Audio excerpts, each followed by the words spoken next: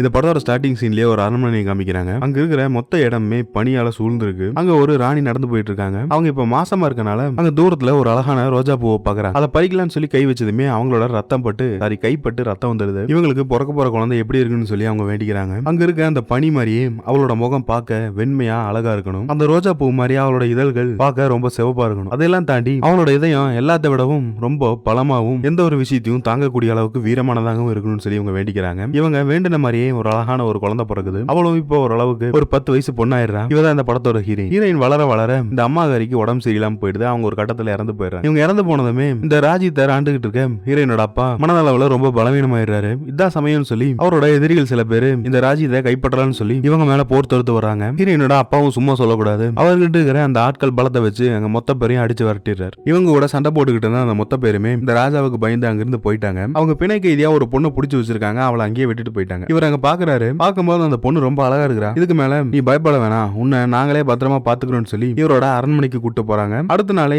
இந்த பொண்ணை இவர் கல்யாணம் பண்ணிக்கலாம்னு சொல்லி ஒரு முடிவு பண்றாரு. நைட் ஃபர்ஸ்ட் நைட் அப்படிங்கறனால அவங்க ரெண்டு பேரும் ரொமான்ஸ் பண்ணிக்கிட்டு இருக்க. இவன் என்ன சொல்றானா, இந்த உலகத்துல இருக்கிற ஒட்டுமொத்த ஆம்பளைங்களும் பெண்களை பயன்படுத்திக்க மட்டும் தான் பாப்பாங்க, நீ மட்டும் எப்படி நல்லவனா இருப்பேன்னு சொல்லி இந்த ராஜாவை அங்கேயே அவ கொலை பண்ணிடுறான். இப்பதான் ஒரு விஷயம் தெரிய வருது. இவ மந்திர சக்தி எல்லாம் கொண்ட ஒரு சூனியக்காரி. கூடவே இப்போ சில படை வீரர்களும் இந்த ராஜாவை எடுத்து சண்டை போட்டு இருப்பாங்கல்ல, அது அத்தனைக்குமே தலைமை தாங்கிட்டு இருக்க கூட ஒருத்தி தான் இவ. இவர் இறந்து போனதுமே இந்த ராஜ்யத்தை மொத்தமா இவ கைப்பற்றலாம்னு சொல்லி இவ கூட பிறந்த தம்பி ஒருத்தர் இருப்பான். அவன் தான் இந்த சூனியக்காரிக்கு ஆளில்லா நல்ல கை. அவனுக்கு ஒரு தகவலை கொடுத்து நம்மளோட படையை மொத்தமா வர சொல்லு அப்படின்னு அங்க இருக்க அந்த கதவை அவங்க திறந்து விடுறாங்க. இவளோட இந்த சூழ்ச்சி எல்லாம் புரிஞ்சுக்கிட்டு சில பேர் அங்கிருந்து தப்பிக்க பாக்குறாங்க. குறிப்பா அந்த படை தளபதி ஒருத்தர் இருப்பான். அவன் மகனை கூப்பிட்டுட்டு வெளியே போக பார்க்க அந்த பையனுக்கு கிட்டத்தட்ட ஒரு 10 வயசு இருக்கும். அவன் ஹீரோயின் கூட ரொம்ப க்ளோஸா பழகிட்டு இருந்திருப்பான், ஃப்ரெண்ட் மாதிரி. ஹீரோயின் இவங்க கூட கூட்டு போயிடலாம்னு சொல்லி அவங்க பிளான் பண்றாங்க. கரெக்டா ஹீரோயின் போயிட்டு இருக்க அந்த குதிரையில இருக்கிறவன இவங்க தள்ளி விட்டு கொலை பண்ணிடுறாங்க. ஹீரோயினால இப்ப வெளியே தப்பிச்சு போக முடியல. இப்ப இந்த ராஜ்யத்தோட மொத்த கண்ட்ரோலுமே இந்த சூனியக்காரி கைக்கு வந்துருச்சு. அங்க ஒரு மந்திர கண்ணாடி இருக்கு. அதுகிட்ட ஏதோ ஒன்று பேசிக்கிட்டு இருக்கா. அதுல இருந்து ஒரு உருவம் மாதிரி வெளியே வந்து இப்ப இருக்கிற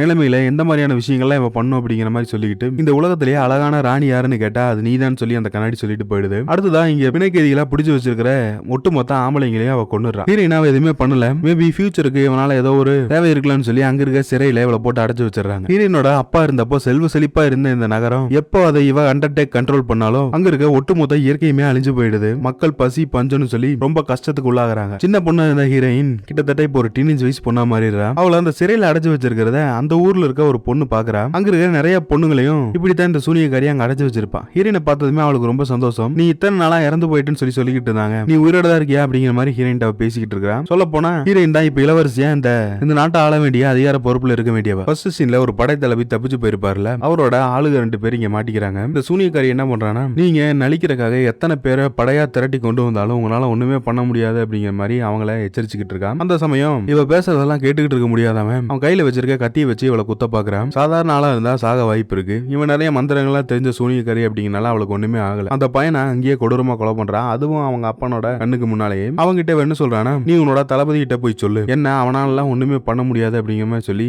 இந்த ஆளா அந்த கோட்டைக்குள்ள இருந்து வெளியே அனுப்பிடுறான். இந்த சூனியக்காரி ஒரு இடத்துல நின்றுட்டு இருக்கும்போது அவளோட முகம் எல்லாம் அப்படியே சுருங்கி போய் கிட்டத்தட்ட ஒரு கிளவி மாதிரி ஆயிடுறான். அவ முகத்துல இருந்த மொத்த அழகும் போயிடுச்சு. அப்போ ஹீரோயின் கூட ஒரு பொண்ணு பேசிட்டு இருந்திருப்பாளா, அந்த பொண்ணு இந்த சூனியக்காரி கிட்ட அந்த அல்லகை கொண்டு வரான். அவ ஏதோ சில விஷயங்களா பண்ண இந்த பொண்ணோட மொத்த இளமையும் இவளுக்கு வந்துருது. அவ பாக்க கிளவி மாதிரி ஆயிடுறா. இப்பதான் தெரியுது இங்க இருக்கிற பொண்ணுகள் எல்லாம் ஏன் கொலை பண்ணாம வச்சிருக்கான்னு பார்த்தா இதுக்காக தான். அங்க இருக்க அந்த மந்திர கண்ணாடிக்கு முன்னாடி போய் நின்னு இப்ப யார் அழகான பொண்ணுன்னு கேட்டா இது நாள் வரைக்கும் நீ தான் அழகா இருந்த, இப்போ நீ அழகு இல்ல. அந்த சிறையில அடைச்சு வைக்கப்பட்டிருக்க ஹீரோயின் இருப்பாளா, அவளை தான் அந்த கண்ணாடி அழகுன்னு சொல்லுது. கூடவே அவளோட உயிரை எடுத்துட்டு அந்த இதயத்தை நீ சாப்பிட்டேன்னு சொன்னா இதுக்கப்புறம் எந்த பொண்ணோட இளமையும் எடுக்க வேண்டியது இல்ல, சாகுற வரைக்கும் சாவே இல்லாம பலாயிரம் வருஷங்களுக்கு நீ இளமையா வாழலாம் அப்படிங்கிற மாதிரி அந்த கண்ணாடி சொல்லுது. உடனே இவளும் அந்த அல்லகையை கூப்பிட்டு ஹீரோயினா இங்க கொண்டு வர சொல்றான். இங்க இருந்து தப்பிக்கிறதுக்கு ஏதாவது வழி இருக்கான்னு சொல்லி இவ பாத்துக்கிட்டு இருக்க. கரெக்டா யாரோ வர மாதிரி இருக்கு. இவ தூங்குற மாதிரி ஆக்டிங் பண்ண அவன் என்ன சொல்றானா, இதுதான் நீ வாழ்க்கையில தூங்க போற கடைசி தூக்கம், என் கூட எழுந்து வா அப்படிங்கிற மாதிரி சொல்ல அவ எதுவுமே பேசாம அமைதியா இருக்கா. அவ பக்கத்துல போனதும் இதுதான் சரியான சந்தர்ப்பம் சொல்லி அவனை அடிச்சு போட்டு அங்க இருந்து அவ எஸ்கேப் ஆகி ஓடிக்கிட்டு இருக்கா. இவனும் அவளுக்கு பின்னாலேயே துரத்திட்டு வர அங்க ஒரு சீக்கிரட்டான ஒரு இடம் இருக்கு.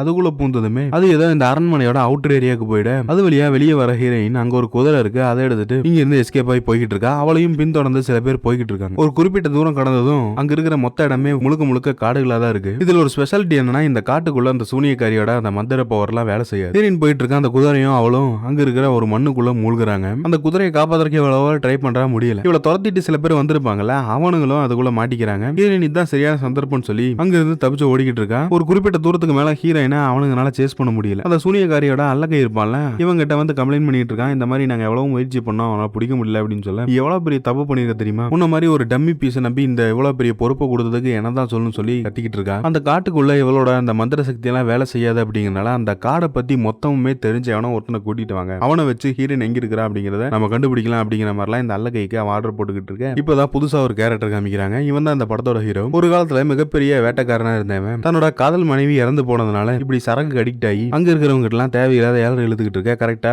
அந்த சூனியக்காரியோட குரூப் இங்க வருது. அந்த அல்லகை என்ன சொல்றானா, எங்க சிறையில அடைக்கப்பட்டு வச்சிருந்த ஒரு பொண்ணு தப்பிச்சு போயிட்டா, அவளை எப்படியாவது நீ கண்டுபிடிச்சு கொடுத்தா உனக்கு வேணுங்கிற அளவுக்கு நாங்க நீ எதை கேட்டாலும் கொடுக்குறோம்னு சொல்லி இந்த சூனியக்காரி கிட்ட கொண்டு போய் நிறுத்துறாங்க. அவன் என்ன சொல்றானா, இறந்து போன உன்னோட மனைவியை கூட என்னால உயிரோட கொண்டு வர முடியும், ஆனா அதுக்கு நீ பண்ண வேண்டியது ஒன்னே ஒண்ணுதான், இங்க இருந்து தப்பிச்சு போனவள திரும்பவுமே நீ இதே இடத்துக்கு கொண்டு வரணும், அவ்வளவுதான் அப்படின்னு சொல்ல இவனும் இந்த டீலிங் ஒத்துக்கிட அந்த காட்டுக்குள்ள ஹீரோயின் அந்த கால் தரத்தை வச்சே ஃபாலோ பண்ணி போய்கிட்டு இருக்காங்க. ஒரு கட்டத்துல இவங்க ஹீரோயினையும் கண்டுபிடிச்சிடறாங்க. ஆனா ஹீரோயின் தான் இந்த நாட்டோட இளவரசின்னு சொல்லி இவனுக்கு தெரியாது. உன்னை அங்க கொண்டு போய் ஒப்படைச்சா என்னோட ஒய்ஃப் எனக்கு திரும்பி கிடப்பா அப்படிங்கிற மாதிரி அவ சொல்ல, அவ போய் சொல்றா, அப்படியெல்லாம் இறந்தவங்களை கொண்டு வரக்கூடிய அளவுக்கு அவளுக்கு சக்தி இல்ல அப்படிங்கிற மாதிரி ஹீரோயின் சொல்லி புரிய வைக்க பாக்குறா. இருந்தாலும் இவனுக்கு ஹீரோயின் சொல்றதால அவனுக்கு நம்பிக்கை இல்ல. அவ எதுக்காக என்ன கூப்பிட்டுருக்கா தெரியுமா, என்னோட இதயத்தை எடுத்து அவ சாப்பிட்டா அவளோட அழகும் இளமையும் நீடிச்சிருக்கும், நீ என்ன அங்க கொண்டு போய் விட்டாலும் அவன் என்ன கொண்டுருவான் அப்படிங்கிற மாதிரி சொல்ல இவனுக்கு மனசு ரொம்ப கஷ்டமா இருக்கு. ஒரு பொண்ணோட உயிரை எடுத்து நம்ம மனைவியை கொண்டு வந்து வாழ்றதுல என்ன பிரயோஜனம் இருக்கு, நீ பொறுமையாரு, அந்த தளபதி கிட்ட நான் பேசணும்னு சொல்லி அந்த சூனியக்காரியோட அல்லகை கிட்ட பேசிட்டு இருக்கான். அவன் என்ன சொல்றானா, இறந்து போன ஒருத்தவங்களை யாராவது உயிரோட கொண்டு வர முடியுமா, உன்ன மாதிரி ஒரு வடிகட்டின முட்டாள நான் பார்த்ததே இல்ல, அந்த பொண்ணை மட்டும் நான் கூட்டு போறேன், நீ தள்ளுறா அப்படின்னு ஹீரோவை கீழே தள்ளி விட பார்க்க இவங்க ரெண்டு பேருக்குள்ள சண்டை வந்துருது. இதான் சரியான சந்தர்ப்பம்னு சொல்லி ஹீரோயின் அங்க இருந்து எஸ்கேப் ஆகி ஓடிக்கிட்டு இருக்கா. இவங்களையும் அடிச்சு கீழே தள்ளி விட்டு ஹீரோவும் அவளை ஃபாலோ பண்ணியே போறான். அந்த ஃபர்ஸ்ட் சீன்ல ஒரு தளபதி எஸ்கேப் ஆகி போய் தனியா ஒரு ட்ரூப் தடுத்திட்டு இருந்திருப்பாரு இந்த சூனியக்காரியை கொலை பண்றதுக்காக. அந்த படையில கொண்டு போய் என்ன ஒப்படைச்சிட்டுன்னு சொன்னா உனக்கு தேவையான சன்மானம் எல்லாம் கொடுக்குறேன்னு மாதிரி இந்த ஹீரோயின் சொல்ல இவனு அந்த டீலிங்க்கு ஒத்துக்கிறான். ரெண்டு பேரும் இப்ப போய்கிட்டு இருக்காங்க. அந்த சூனியக்காரி பிணை கைதியா ஒருத்தனை பிடிச்சு வச்சிருப்பான். அந்த பழைய தளபதி கிட்ட அவனால என்ன ஒண்ணுமே பண்ண முடியாதுங்கிறத அவங்ககிட்ட போய் சொல்லு அப்படிங்கிற மாதிரி அவனை கொலை பண்ணாம வெளியே அனுப்பியிருப்பால. அவன் போய் இவங்கிட்ட ஹீரோயின் அங்கிருந்து தப்பிச்சுட்டான், அதை நான் கண்ணால பார்த்தேன் அப்படிங்கிற மாதிரி சொல்ல அந்த ஹீரோயினோட சின்ன வயசு ஃப்ரெண்ட் ஒருத்தர் இருப்பான்ல, அவனுக்கு இந்த விஷயத்தை கேட்டதுமே என்ன ஆனாலும் பரவாயில்ல, நான் அவளை திரும்பவுமே இந்த இடத்துக்கு கூட்டு வருன்னு சொல்லி அங்கிருந்து கிளம்புறான். இந்த பக்கம் அந்த சூனியக்காரியோட அல்லகை இருப்பான்ல, அவன் ஒரு குரூப்பை திரட்டி ஹீரோயினை கண்டுபிடிக்கிறதுக்காக போய்கிட்டு இருக்கான். அந்த குரூப்ல தான் ஹீரோயினோட ஃப்ரெண்டு வந்து ஜாயின் பண்ணிக்கிறான். இவன் யாரு என்ன அப்படிங்கிற டீடைல்ஸ் எல்லாம் அந்த அல்லகைக்கு தெரியாது. இந்த பக்கம் பார்த்தா ஹீரோ ஹீரோயினுக்கு சண்டை போறதெல்லாம் எப்படின்னு சொல்லி கொடுத்துக்கிட்டு இருக்கான். அந்த காட்டோட கடைசி எல்லை பகுதியில ஏதோ ஒரு மான்ஸ்டர் மாதிரியான உருவம் கொண்ட ஒரு உயிரினம் இருக்கு, அதுகிட்ட இருந்து தப்பிக்கணும்னா நம்ம கவனமா இருக்கணும் அப்படிங்கிற மாதிரி சொல்லிக்கிட்டு ஹீரோயினை கவனமா கூட்டிட்டு வந்துகிட்டு இருக்க. கரெக்டா அவன் சொன்ன மாதிரியே அது வந்து இவங்க எல்லாத்தையும் அட்டாக் பண்ண ஆரம்பிக்குது. அதோட பலத்தை வச்சு ஹீரோவை ஒரு அடி அடிச்சதுமே அவன் அந்த பக்கம் பறந்து போய் விழுகிறான். ஹீரோயின் அதுக்கு பக்கத்துல போனதுமே அவளோட அழகை பார்த்ததும் அது ஆக்ரோஷமா கோவத்தில் இருந்தது அப்படியே கொஞ்சம் சாந்தமாயிடுது. இவளை எதுவுமே பண்ணல, அந்த இடத்துல அது போயிருது. இவனுக்கு ரொம்ப ஆச்சரியமா இருக்கு. ஹீரோயின் கிட்ட ஏதோ ஒரு புனிதமான சக்தி இருக்கு அப்படிங்கறத இவன் நம்புறான். இவங்க அந்த காட்டை தாண்டி வந்ததுமே ஒரு ஏரி மாதிரியான ஒரு இடம் இருக்கு. அங்க ஒரு பொண்ணு படகுல இருக்கா.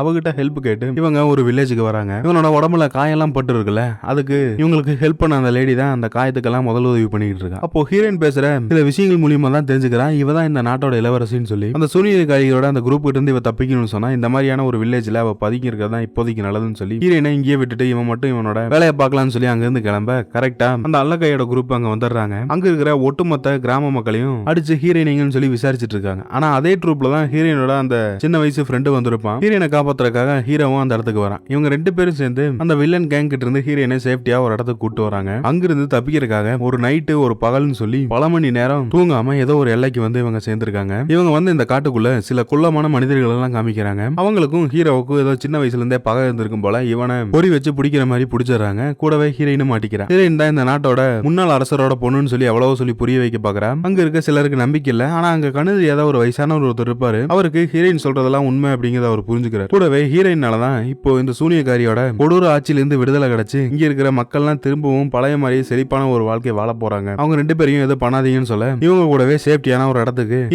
ஹீரோயினும் கூட்டிட்டு போயிட்டு இருக்காங்க. ஆனா இங்கேயும் எப்படியோ மோபம் முடிச்சு அந்த சூனியக்காரியோட அல்லகை இங்க வந்துட்டான். அவனோட படையை கூட்டிட்டு ஹீரோயினை கூட்டு போறக்காக. இங்க இருக்க மக்கள்லாம் ஒரு காலத்துல எவ்வளவு அழகா வாழ்ந்துட்டு இருந்தாங்க, இப்போ அவங்க பசி பஞ்சம் சொல்லி எவ்வளவு கஷ்டப்பட்டு இருக்காங்க அப்படிங்கிற இந்த விஷயத்தை எல்லாமே ஹீரோயின் கிட்ட அந்த கண்ணு தெரியாத ஒருத்தர் சொல்லிட்டு இருக்காரு. கூடவே இந்த சூனியக்காரியோட ஒரு பிளாஷ்பேக் ஸ்டோரியும் அவர் சொல்றாரு. இவளோட அம்மா சாகருக்கு முன்னால இவளுக்கு ஒரு சாபத்தை கொடுத்திருக்காங்க. என்னன்னா எப்போ இவ அவளை விட ஒரு அழகான ஒரு பொண்ணை பாக்குறாளோ அப்பதான் இவளை மத்தவங்க அழிக்க முடியும். அது வரைக்கும் ஒரு சாதாரண பொண்ணுங்களோட இளமையை எடுத்துக்கிட்டு இவன் நீண்ட காலத்துக்கு உயிர் வாழ முடியும். ஹீரோயின் அந்த சிறையில அடைச்சு வச்சிருக்கும் போது அவளை பாக்குறதுக்காக ஒரு பறவை அடிக்கடி வந்திருக்கும். அந்த பறவை இப்பவும் இந்த இடத்துக்கு வர அதை ஃபாலோ பண்ணி ஹீரோயின் போய்கிட்டு இருக்கா. அந்த இடத்துல ஒரு அழகான ஒரு மானை காமிக்கிறாங்க. அதை பார்க்க ரொம்பவே அதிசயமாவும் ஆச்சரியமாவும் இருக்கு. அந்த கண்ணு தெரியாத ஒருத்தர் தான் இல்ல, அவர் என்ன சொல்றாருன்னா பலாயிரம் வருடங்களுக்கு முன்னால நடந்த ஒரு விஷயம் இனிமேல் தான் என்னடா நடக்க போகுது அப்படிங்கிற மாதிரி சொல்ல அதுக்குள்ள அந்த சூனியக்காரியோட தம்பி கரெக்டா அவன் கையில வச்சிருக்க அம்ப வச்சு இந்த மானை அடிக்க அது மொத்தமே அப்படியே பறவைகளா மாறி காணாம போயிடுது. அங்க இருந்து தப்பிச்சு போயிட்டு இருக்க அந்த ஹீரோயினை யாரா இழுக்கிற மாதிரி இருக்கு. யாருன்னு பார்த்தா அந்த சின்ன வயசுல ஹீரோயினோட ஃப்ரெண்டா ஒருத்தர் இருந்திருப்பான்ல அவன் தான் இங்க வந்திருக்கான். ஹீரோ என்ன பண்றானா அந்த அழகை இருப்பான்ல அவனை அங்க ஒரு பெரிய மரம் இருக்கும் அந்த மரத்துல கொண்டு போய் சொருக அவன் உடம்புல காயம் ஏற்படுது. ஆனா அவனுக்கு எந்த அளவுக்கு வலி இருக்கோ அதே வலியை இந்த சூனியக்காரி அவளோட உடம்புலயும் உணர்றான். இவங்க 2 பேரோட உயிருக்கும் ஏதோ ஒரு கனெக்ஷன் இருக்க மாதிரி தெரியுது. ஆல்மோஸ்ட் அந்த ஆப்போசிட் கேங்ல இருக்கிற எல்லாத்தையுமே அவங்க கொண்டுட்டாங்க. ஒரே ஒருத்த மட்டும் அங்க தப்பிச்சிருக்கான். அவன் கரெக்டா ஹீரோயின் இருக்கிற அந்த இடத்த பார்த்து அவன் கையில இருக்க அந்த அம்பை வச்சு இவளை எய்ம் பண்ணிட்டு இருக்க அந்த இடத்துல ஒரு குள்ளமான மனிதர் இருந்தார்ல அவர் வந்து உள்ளுக்குள்ள நடுவுல விழுந்துறாரு ஹீரோயினை காப்பாத்துறதுக்காக. அவர் சாகருக்கு முன்னாடி என்ன சொல்றாருன்னா நான் இறந்து போறத பத்தி எனக்கு ஒரு துளி கூட கவலை இல்ல. திரும்பவுமே இங்க இருக்கிற மக்கள் எல்லாம் செழிப்பா வாழணும். அதுக்கு நீ தான் ஏதாவது பண்ணும் அப்படிங்கிற மாதிரி அவரோட கடைசி ஆசையை சொல்லிட்டு அங்க இருந்து இறந்து போறாரு. அந்த சூனியக்காரி ஹீரோயின் இருக்க இந்த இடத்த ட்ரேஸ் பண்ணி வந்து அவளை நம்ப வைக்கணும்னு சொன்னா அவளுக்கு தெரிஞ்ச யாரோ ஒருத்தரோட உருவத்துல நம்ம போனாதான் அவளை இது பண்ண முடியும்னு சொல்லி அந்த ஹீரோயினோட சின்ன வயசு ஃப்ரெண்ட் இப்ப புதுசா வந்திருப்பான்ல அவன மாதிரியே உருவம் மாதிரி ஹீரோயின் கூட வந்து பேசிக்கிட்டு இருக்கான். அவன் ஒரு ஆப்பிள ஹீரோயினுக்கு சாப்பிட கொடுக்குறாங்க. இவ்வளவு அதை நம்பி வாங்கி அதை சாப்பிட்டதுமே அவன் கூட பேசிக்கிட்டே ரொமான்டிக்கா வந்து அவன் பக்கத்துல ஒரு முத்தம் கொடுக்க ஹீரோயின் அங்கேயே மயங்கி விழுந்துறான். ஏதோ ஒரு அசம்பாவிதம் நடக்க போகுதுன்னு சொல்லி ஹீரோ அந்த பக்கம் தூங்கிட்டு இருக்கிறவன் எழுந்து வந்து பார்த்தா இந்த சூனியக்காரி இங்க இருக்கிறத அவ பாக்குறான். இவனும் ஹீரோயினோட ஃப்ரெண்டும் சேர்ந்து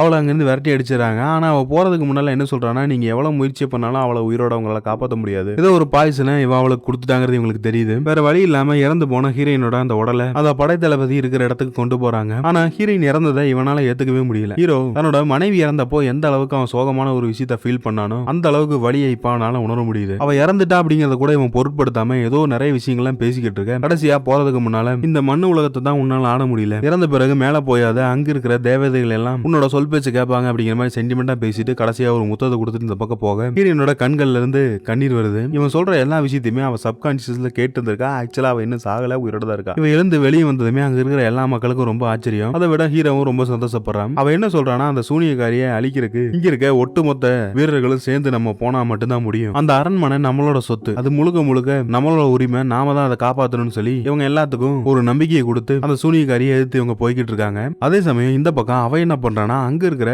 எல்லா வயசு பொண்ணுகளையும் கொண்டு அந்த மொத்த இளமையும் எடுத்துக்கிட்டு இவளும் ரொம்ப ஸ்ட்ராங்கா மாறி இருக்கா. இவங்களை சண்டை போடுறதுக்காக ஹீரோயினோட குரூப் ஒட்டுமொத்தமா இங்க வந்ததுமே எல்லாருமே சண்டை போட்டுக்கிட்டு இருக்க ஹீரோயின் மட்டும் அந்த சூனியக்காரியை தேடி போறா. இவங்க 2 பேரும் சண்டை போடுறாங்க. என்னதான் ஹீரோயின் முயற்சி பண்ணாலும் அவ ஹீரோயினை விட கொஞ்சம் பலசாலியாவே இருக்கா. ஒரு கட்டத்துல ஹீரோயின் மேல அவ ஏறி உட்கார்ந்து அந்த கத்தியை வச்சு குத்த பார்க்க அதுக்கு முன்னாலேயே ஹீரோயின் இவளோட உடம்புல அந்த கத்தியை சொருகிறா. அவளோட 3 சொட்டு ரத்தம் வெளியே வந்ததுமே அது ஹீரோயின் மேல படுது. இவன் அந்த பிளாக் மேஜிக் மூலியமா தான் இங்க இருக்கிற மனிதர்கள் எல்லாம் உருவாக்கி வச்சிருப்பா. இப்ப இவளே ரொம்ப வீக் ஆனதுனால அங்க இருக்கிற ஒட்டுமொத்த மனிதர்களுமே இறந்து போறாங்க. இந்த சூனியக்காரியும் வயசாகி அவளும் அந்த இடத்துல இறந்து போயிடறான். இதுக்கப்புறம் இந்த அரண்மனையோட புது இளவரசியா ஹீரோயினை இங்க இருக்கிற எல்லாரும் சேர்ந்து தேர்ந்தெடுக்கிறாங்க. இந்த ஒரு ஹாப்பி எண்டிங்கோட இந்த படம் முடியுது. மறக்காம இந்த வீடியோக்கு ஒரு லைக் பண்ணிருங்க. மீண்டும் ஒரு வித்தியாசமான படத்தோட சந்திப்போம்.